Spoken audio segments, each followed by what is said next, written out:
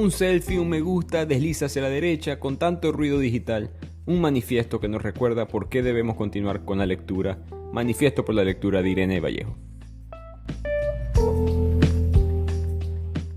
Bienvenidos a este episodio de Bibliotequeando. Les habla su anfitrión Ricardo Lugo. Como siempre, @bibliotequeando en las redes. Pueden seguir apoyando este podcast 5 estrellas, compartiéndolo con los amigos, suscribirse al canal de YouTube y ahora apoyar al Patreon, el club de lectura, donde yo estaré conversando con ustedes una vez al mes sobre distintos libros. Empezaremos con literatura, pero también tendremos libros de este tipo, un poco más políticos.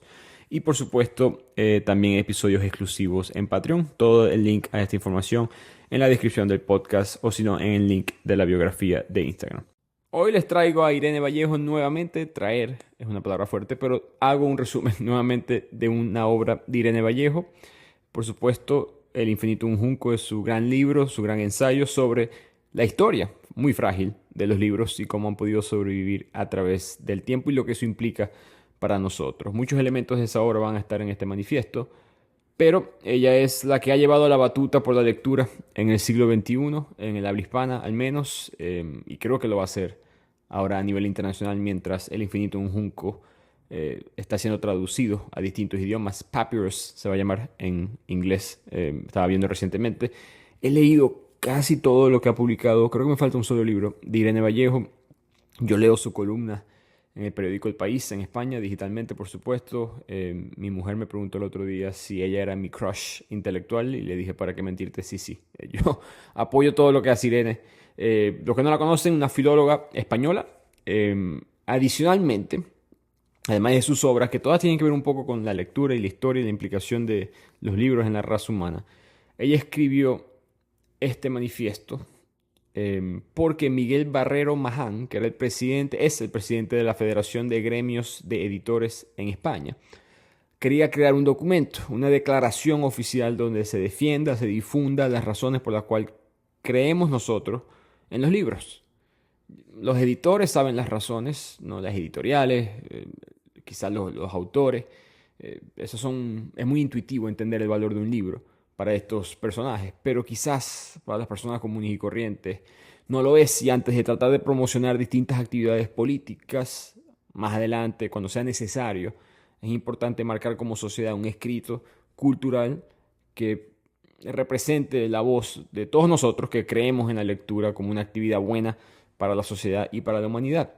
Y él, buscando cómo hacer este manifiesto, de repente sale una voz de Zaragoza en España con este amor por los libros, que es Irene Vallejo, una habilidad muy única para expresarlo. Y él apenas lee a Irene, dice, esta es la persona que tiene que escribir este manifiesto.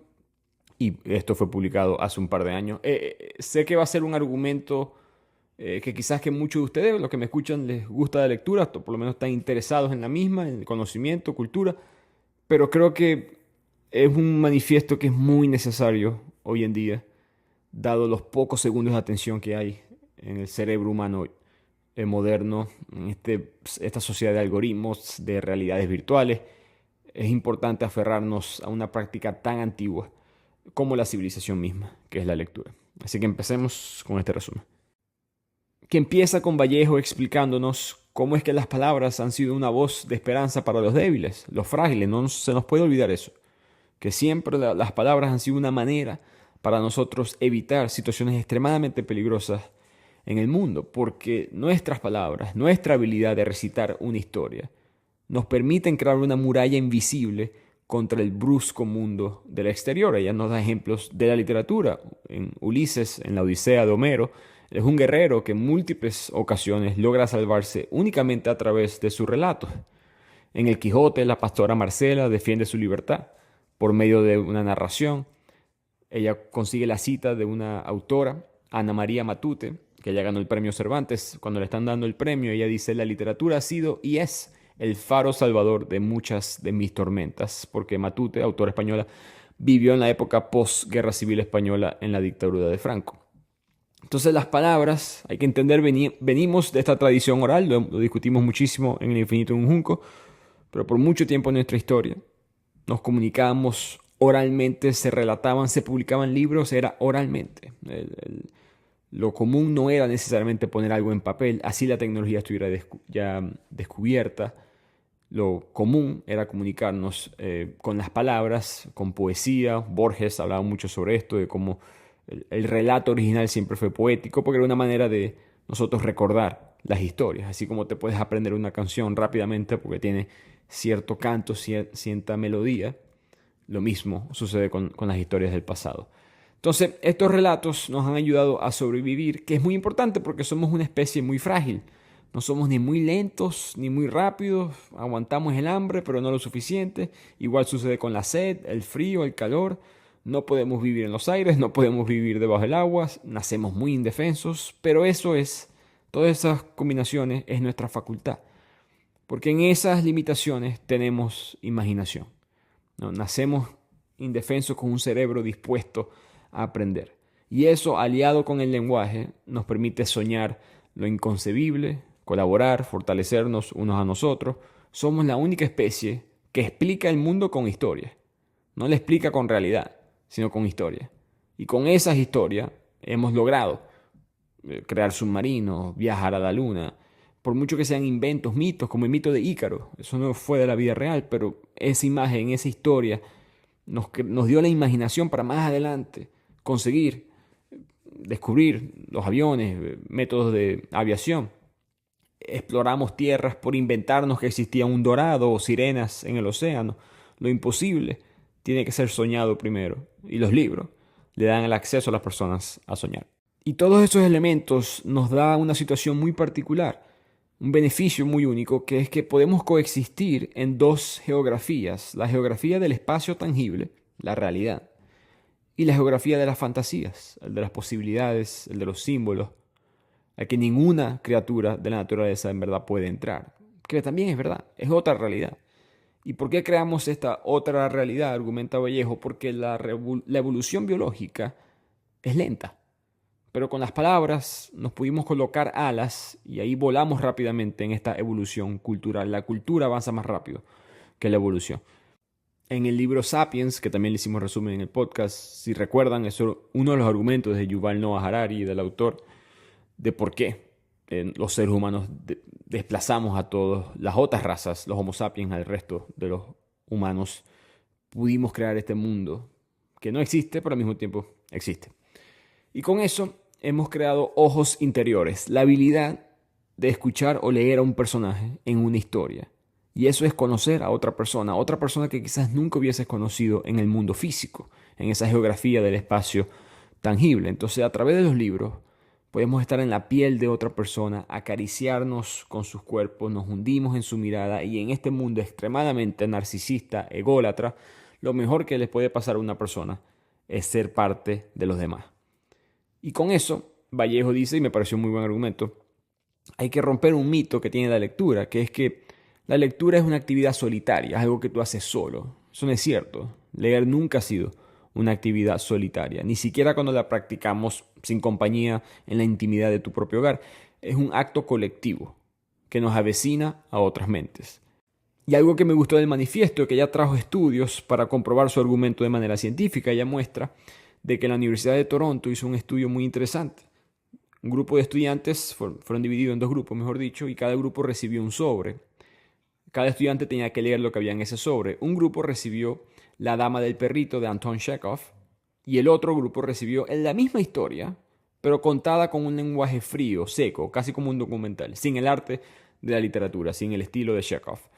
Quienes leyeron la versión del autor, de Chekhov, lograron mantener puntajes muy altos en exámenes de empatía, mientras que el otro grupo mucho más bajos. En otras palabras, los que leen, específicamente literatura, ficción, son mucho más empáticas como personas. Y no es que son empáticas y por eso leen, es que leen y por eso son empáticas, que es lo importante aquí. Con eso, Vallejo también nos da el argumento de Mario Vargas Llosa, que él dice: la vida es injusta porque nos obliga a ser siempre los mismos. Cuando en verdad nosotros quisiéramos ser muchos, distintos tipos de personas. Quisiéramos poder estar poseídos en distintos elementos de la vida. La lectura es la que nos da eso. Podemos ver la vida por otros ojos, pensar con otras ideas, sentir otras pasiones. Antes de continuar con este episodio, quiero recordarles que habrán ahora episodios exclusivos y el club de lectura donde podrán conversar conmigo sobre un libro cada mes. Eso es parte de todo de la membresía de Patreon, más otros beneficios. El link está en la descripción de este episodio y en la descripción del podcast.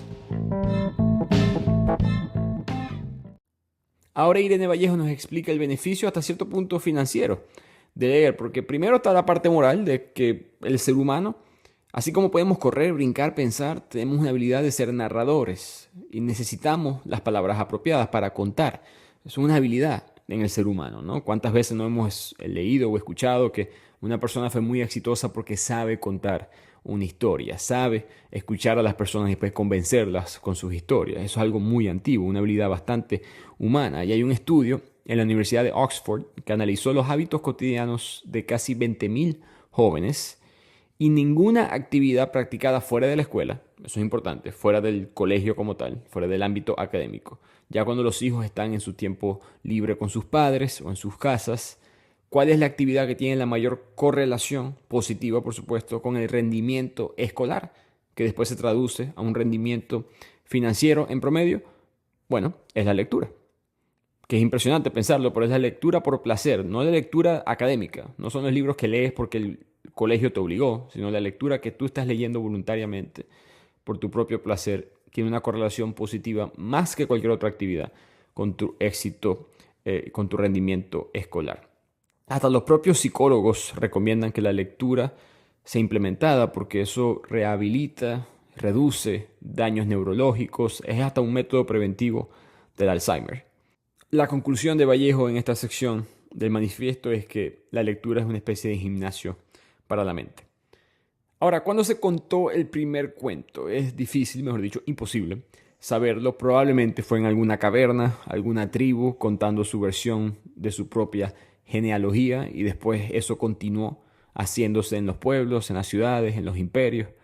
Las culturas orientales fueron las primeras, las más antiguas en colocarlo en escrito y de una vez fueron compartidas. Y dice Vallejo, ¿cómo no hacerlo? ¿No? ¿Cómo no contar un cuento? Desde niño uno escucha esos cuentos de personas mayores, como que te sabes el cuento del niño sin sombra. De grande, los chismes, el de los amantes y los fantasmas. Siempre queremos contar una historia y los demás, apenas escuchamos esos títulos, queremos escuchar. Los relatos nos permiten saber cómo se sintieron, cómo soñaban personas muertas antes de nuestra época. Quien lee añade a sus vidas la vida de todas las épocas. Miles de años de conocimiento se pueden fundir en una sola persona a través de la lectura. La máquina del tiempo sí existe y son los libros. En las redes recientemente estaba hablando lo coloqué en Instagram, pero después me puse a hablar por mensaje privado con un par de seguidores.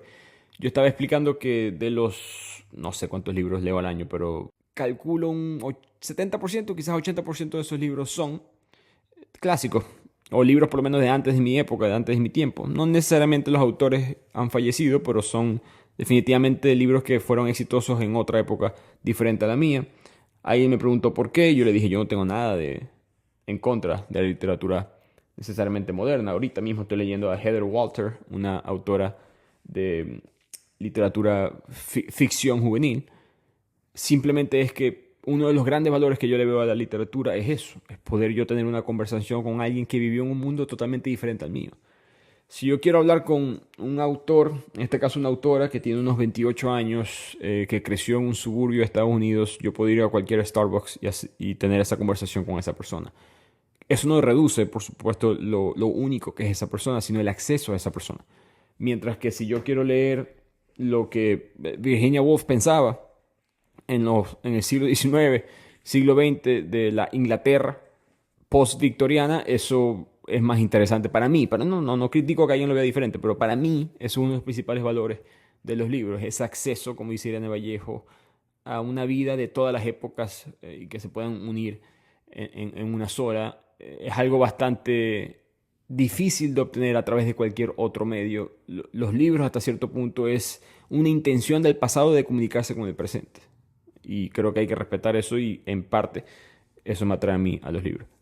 Pero volvamos a las ideas de la que sabe de Irene Vallejo. Ella dice que en estos cofres, en estos libros, hemos preservado nuestras mejores ideas, ¿no? Y sin ellas quizás hubiésemos olvidado todos esos avances, hubiésemos olvidado a los griegos que se lanzaron en ese peligroso experimento de la responsabilidad colectiva que llamaron democracia, a los médicos hipocráticos que crearon el primer código deontológico de la historia, donde se comprometieron a cuidar a quien quiera que lo necesitara, a Platón, que en la República reclamó el acceso de las mujeres a las tareas del gobierno y a todos los oficios, uno de los primeros escritos feministas de la historia, antes de la época de Cristo. Los códigos legales de los locos romanos, esa es la palabra que utilizó Vallejo para explicarlo si escuchaste el episodio o leíste El infinito en Junco, sabes por qué. O ese apóstol cristiano de Siria, Pablo, que pronunció el primer discurso igualitario, quizás de la historia, cuando dijo: no hay judío, no hay griego, no hay esclavo, no hay hombre libre, no hay hombre, no hay mujer.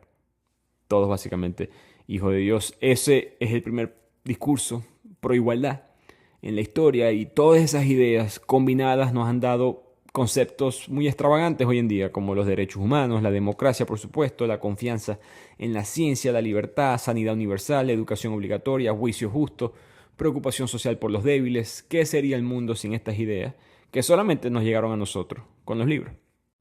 En la lectura se ensaya de alguna manera la democracia, dice Vallejo. La fuerza de la intención de mejorar el mundo viene a través de los libros. De hecho, la palabra página comparte etimología con la palabra paz. Todos vienen del mismo concepto.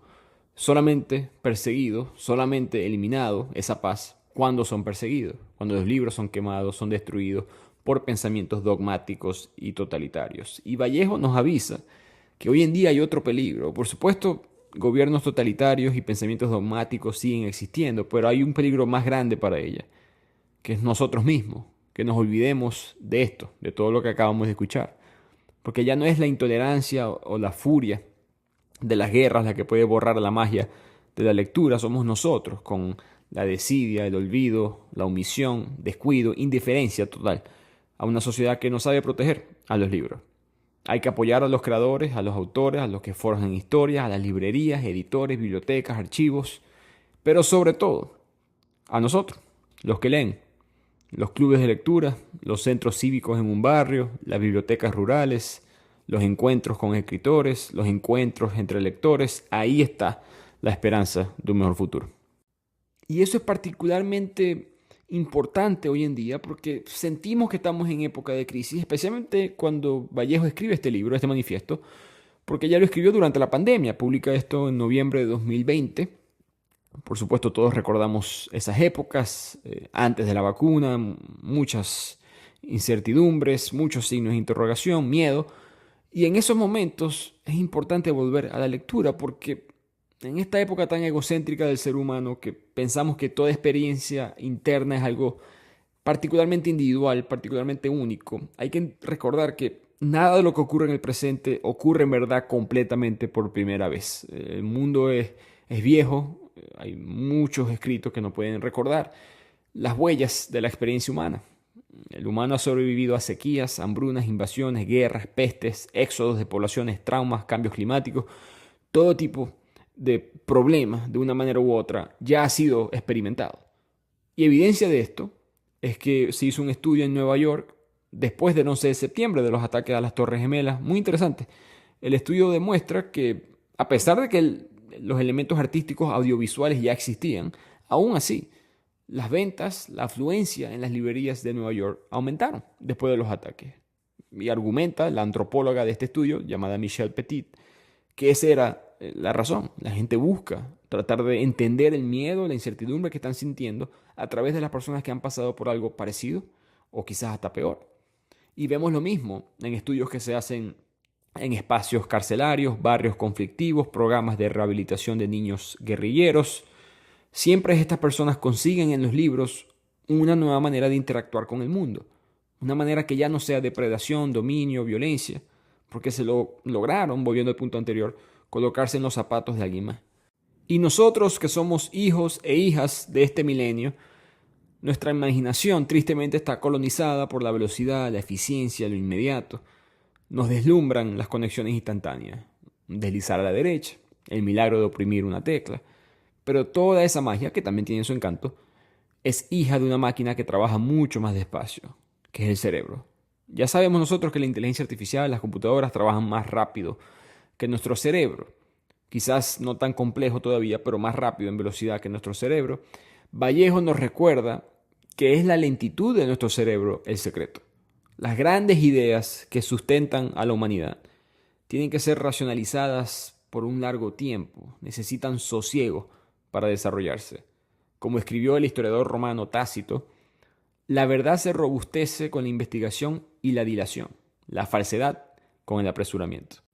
Un libro respeta nuestra atención, no tiene baterías que recargar y tiene ese aura que nosotros, los amantes de la literatura, conocemos muy bien. Escuchando esa parte del manifiesto, leyendo, mejor dicho, yo me di cuenta, con razón hay tantos fake news y noticias falsas hoy en día, porque la verdad requiere tiempo, ¿no? Yo estaba leyendo un estudio muy, muy interesante de por qué las noticias eran mucho más, no que el fake, la propaganda, las mentiras por supuesto existían antes, eso no es algo nuevo, pero por qué está tan frecuente hoy en día. El estudio argumentaba, bueno, antes un periodista, la economía de un periódico funcionaba diferente a la economía de un periódico digital o del mundo de las redes sociales. Un periódico tenía la edición del domingo, que era la principal, donde estaban sus mejores columnistas, donde estaban sus mejores escritores, sus mejores mentes y las noticias más importantes. Y esa noticia importante a veces ocurría el miércoles, ¿no? Y esas columnas de opiniones tenían semanas siendo preparadas y el escritor se le permitía tener tiempo para investigar, para pensar, para tener lo que decía Tácito, investigación, dilación, robustecer el argumento. Mientras que hoy en día nos apresuramos. No, el periódico ya no gana dinero con esa buena columna del domingo. El periódico gana dinero con ese titular que tú le tienes que dar clic, porque cada vez que le das clic ellos ganan dinero. En ese proceso se pierde la verdad. Pero volviendo a Vallejo, ella nos pide, termina este manifiesto diciendo que nunca habíamos tenido un mundo tan abierto, tan accesible a la lectura, que es un pecado que las personas no estén leyendo hoy en día. No es que no lo están haciendo todos, por supuesto, porque no estamos apreciando este acceso, esta democracia de los libros, porque antes eso era un privilegio. Un libro era guardado por un sacerdote, por alguien de la aristocracia, una nobleza, sabidurías para los conventos, mansiones, un privilegio. Pero poco a poco hemos logrado que tengamos un pasaporte a estos libros con la alfabetización, el libre acceso a la lectura. El libro está ahora en la plaza pública, una especie hasta de utopía, si uno se lo pone a pensar. Además que, esto lo mencioné ella en el Infinito en un Junco, los libros, las bibliotecas antes eran especializadas, ¿no? El arquitecto tenía libros de arquitectura, el abogado libros sobre las leyes, pero ahora conviven juntos atlas físicos del mundo en una biblioteca, al lado de manuales para interpretar un sueño, al lado de microbios y explicaciones biológicas, al lado de autobiografía, al lado de las meditaciones de un desertor, al lado de un libro que está pro una causa, que está al lado de un libro que está anti esa misma causa. Eso es muy valioso. Y los del pasado nos querían dar ese valor a nosotros, los del futuro, para que nosotros fuéramos más inteligentes, más lectores, más viajeros, más libres que lo que ellos pudieron ser. Somos una raza muy entretejida en los relatos, en la historia, en la filosofía. Por eso la lectura va siempre a continuar, cuidándonos si nosotros cuidamos de ella, porque no se puede desaparecer lo que nos salva. Así que con eso llegamos al final de este resumen del Manifiesto por la Lectura de Irene Vallejo. Yo normalmente al final de cada episodio comento mis puntos, con lo que estuve quizás yo en desacuerdo con el autor. Aquí no tengo nada que decir. Irene Vallejo, como siempre, muy acertada. ¿Qué me llevo yo? ¿Cuáles son los puntos que más me llegaron a mí? Uno, que la lectura no es algo individual, es algo que, como suelen hacer los buenos autores, de repente ves algo escrito y todo te hace clic, algo que yo he sentido pero no había podido expresarlo, quizás por eso empecé bibliotequeando. La lectura es algo extremadamente colectivo, tú estás hablando con otra persona, estás teniendo una conversación uno a uno con un autor. Quizás solamente él o ella se está comunicando contigo, pero ambos están teniendo una comunicación y eso tiene un valor de que tú te puedes colocar en la comprensión, en la mente de esos personajes, de esos autores. ¿Dónde más vas a poder en verdad tratar de entender emocionalmente lo que significa ser, digamos, un rey en una historia ficción de la época medieval? O ser un esclavo, o ser un plebeyo en el feudalismo, o ser un indígena en la época de la llegada de los españoles, de los ingleses, o ser esos ingleses, o ser un hombre que se aventura en la Niña La Pinta o la Santa María. ¿Por qué arriesgarías un barco, una ida a un lugar que nadie sabe que existe? Es imposible hablar con esas personas, no puedes. Al menos que leas. Y yo pienso que eso te da empatía, crea un mundo mejor, estoy muy de acuerdo con eso. Sé que suena como si uno estuviera como que muy romántico en cuanto a esto, pero es la realidad. Me gustó nuevamente que Vallejo tuvo estudios en el manifiesto porque le da como argumento un poco más tangible. No solamente es un sentimiento, es algo mucho más que eso, si es que eso existe. Y al mismo tiempo me gustó la diferencia que ella marcó entre los libros y los otros medios de entretenimiento, información, comunicación, porque los medios audiovisuales pueden dejar al espectador en un rol muy pasivo, ¿no? Para mí la lectura activa la mente. Yo veo una película y estoy muy entretenido, pero no siento mi mente tan activa como lo estoy leyendo. Esto soy yo. Esto puede ser diferente para cada persona, pero yo he tenido que parar de leer en las noches porque no me puedo dormir. Porque siento que mi mente está pensando en distintos elementos de la historia, en conectando esta historia con otros libros que he leído, y buscando, me empezó a investigar dónde fue que yo he leído esto también. Hay un compromiso al contenido mucho más alto en la lectura comparado con una película. Viendo una película me puedo quedar dormido. Así que eso es lo que yo me llevé de este libro. Gran autora. Nuevamente invito a que escuchen el episodio del Infinito en un Junco. Invito a que compren el libro. Yo tengo la versión, digamos la normal, la original de El Infinito en un Junco, y la versión animada, que es muy entretenida, que de vez en cuando la leo solamente para recordar los grandes pedazos de esa obra. Nuevamente, los libros tienen un valor que se está olvidando. No lo olvidemos. Creo que todos en este podcast que me escuchan lo saben. Pero no se olviden de seguir compartiendo ese mensaje. Así que nos vemos la próxima semana en otro episodio de Bibliotequiano. Nuevamente les habló Ricardo Lugo. Gracias por escuchar.